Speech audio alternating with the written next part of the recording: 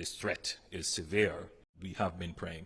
Jamaican Prime Minister Andrew Holness preparing with the rest of the island nation for the impact of Hurricane Melissa, the strongest storm on the planet this year.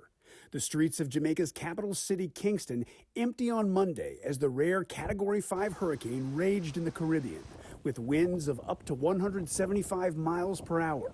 The enormity of the threat on full display as a hurricane hunter plane flew into the storm's eye on Monday. The slow-moving giant is expected to dump a massive amount of rain as it moves over Jamaica, causing landslides and catastrophic flash flooding. That, combined with the powerful storm surge and high winds, threaten widespread damage to infrastructure. The National Hurricane Center warned of the potential for, quote, total structural failure. It could have an impact on our shores more to the western end of Jamaica.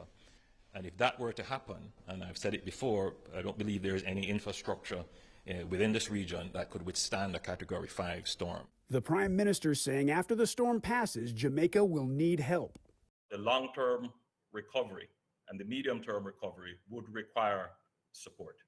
We continue to pray for the best. I'm Reid Binion reporting.